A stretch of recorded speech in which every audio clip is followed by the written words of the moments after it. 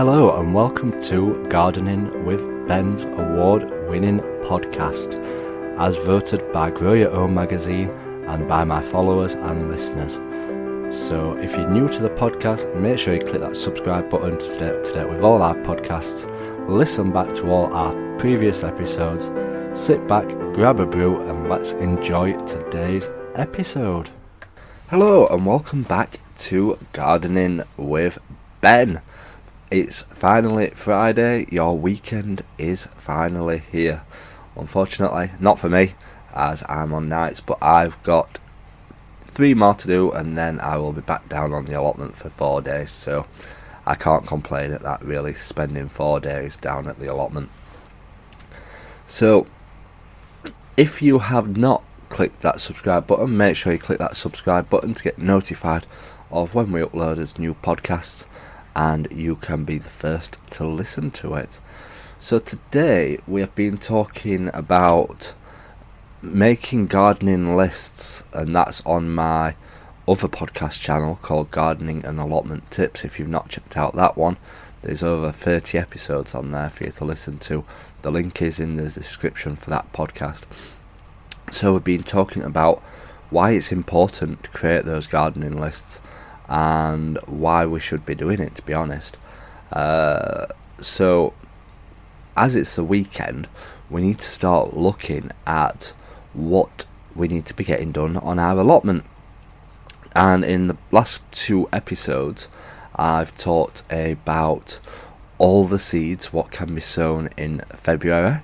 So you can be listening to that, making a note of all the seeds, what can be started off in our allotments and greenhouses in February, but make sure you have the warmth to germinate them, because some seeds will really need the warmth to get them to germinate, and without the warmth they won't even try growing, so it's pointless sowing them without the warmth. So have a look at your packets and make sure you check what temperatures they need to be germinated at. And then the other episode, we were talking about all the jobs which need doing on the allotment this weekend. So, well, this month in February. So it's a good idea to have a listen to them episodes and start creating your list of all the jobs that need doing this weekend. Now, as I'm recording this, we've been getting absolutely hailed here in Sheffield. There's lots of hail been coming down, so I'm quite happy that I am actually working, to be honest, because I hate it when it rains and I'm off work because I can't get all the jobs done that I need to get done. I'd rather it rain while I'm working, and then I'm not wasting any days, if you get me. So one of the things that I always do is, if it's not raining, I'll be working outside on my allotment. But if it's raining, I will still go to the allotment and I will do all the jobs which need doing in the shed and the polytunnel. And to be honest, every time when I've been to the allotment, it's been decent weather. It's not been raining. So there's still a lot of work that I need to get done in my polytunnel and in my shed, ready for the summer months. And if you know already, I didn't use my polytunnel last year because I didn't have time to go down and water tomatoes and cucumbers and stuff like that, so I didn't bother growing anything in my polytunnel last year. So it became a bit of a dumping ground, and I've not shown any pictures of what it looks like in my polytunnel at the moment, but it's an absolute mess and there's weeds growing everywhere, and it all just needs everything just taken out of the polytunnel and cleaning down and restarting. So that is on my gardening list of jobs to do, but that will wait until it is a rainy day, because I don't want to waste decent days of being outside. All the jobs I do inside are for rainy days, and that's the thing about having a allotment, is that you can have an allotment shed so that you can keep doing all these jobs that need doing.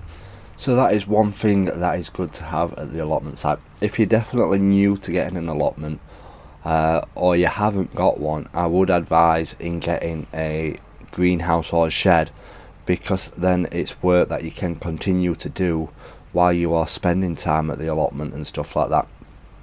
Because if it's raining, and you haven't got a shed or a greenhouse or polytunnel, you won't be able to go down to the plot because you don't want to be outside working in the rain. I know I certainly wouldn't want to go to the allotment and get absolutely soaked. So have a look around and possibly build yourself one. I got a greenhouse when I first got my allotment, and it was a good greenhouse, but it just wasn't big enough. I am 6'5", and I struggled to get inside the greenhouse, so I ended up building my own shed cum greenhouse, and it's absolutely massive. I dug down so that it was deeper, but it doesn't look tall on the outside, but it is deep on the inside, so there's like a couple of steps down into it. So I made it massive, and obviously I built it myself, and I built it out of Perspex plastic and wooden frames, so it wasn't expensive to build. It cost me about £300 to build it, to be honest, and that's probably what you'd pay for a greenhouse, and it's probably 10 times bigger than a greenhouse in total. And if you're building something yourself, then you can design it how you want it to be, and there's so many freebies that you can get online. You only have to look on the Facebook marketplace and you will find wood, timber, even plastic sheeting. So you could, if you really worked on it, you could really build your own for free. And I'm no good at DIY. I always say this in my podcast, I'm absolutely rubbish at DIY, but it's good fun to have a go at building something.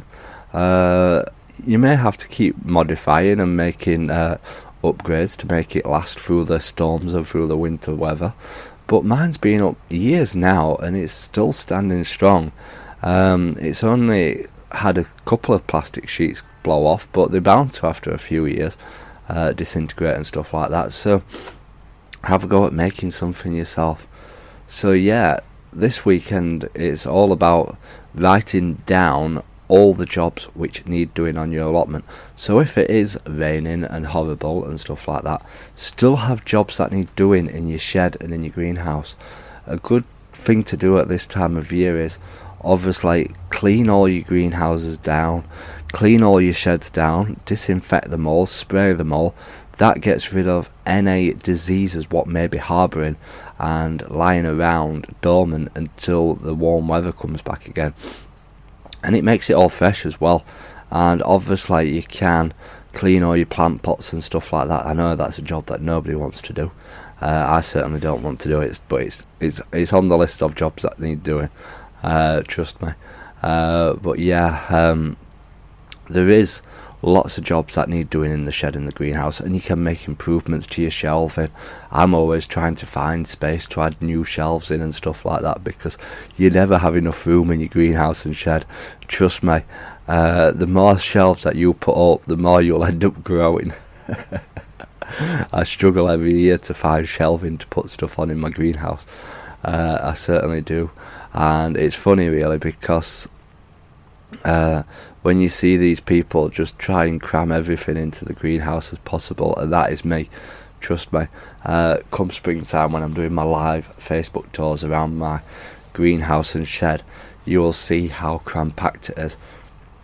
And obviously this year I'm going full storm ahead with growing flowers on my allotment, and I've literally got 50 packets of flower seeds, so I need to find 50 trays to grow them in.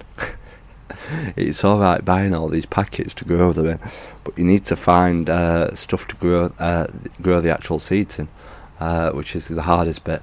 So we'll have to see how we do get on with that. So I am looking forward to springtime this year. I'm going to be spending some long days down there, and from the other day it has started getting lighter earlier. I don't know if you've noticed that. It started getting lighter earlier in the morning, so I can go to the allotment a bit earlier every day now, and hopefully spend longer there. I like to be home by like 1 o'clock ish, usually, because we've got like a shared car park, so it's a first come first serve for parking your cars in. So I like to be home at about 1 o'clock, 1:30, so that I get parking space, because people coming back from work and stuff like that. So, but as the days get lighter, I will be going down to the plot as early as possible. In the height of summer, I've been known to go to the allotment for like 6, half 6 in the morning, because it's the best time of the morning to go down in, especially in summer when you're really watering hard and you need to get it done before the hot sun comes out. So I do love being down at the allotment at that time in the morning in the summer. So I hope that you have a fantastic weekend. If you haven't clicked that subscribe button, please do click that subscribe button. If you've not listened to my second podcast channel, the link is in the description for this one, and there's over 30 episodes on there for you to listen to. So plenty for you to listen to this weekend if you've not listened to it yet. And as always, remember, keep smiling, keep gardening, and keep listening to Gardening with Ben's podcasts. So thank you for listening to today's episode of Gardening with Ben. We hope that you've enjoyed this episode. Remember to do click that subscribe button to stay up to date with all our podcasts. Feel free to share them on your Instagram stories so that it spreads the word about my podcast and we get lots more listeners. Feel free to check out my social media sites, Facebook and Instagram as well, Gardening with Ben, and also my YouTube channel, to stay up to date with all my handy videos, how-to videos, and sharing my tips and advice. And feel free to check the link as well in the description for my Gardening with Ben t-shirts. Lots of funny gardening design t-shirts in there for you to purchase at great prices too.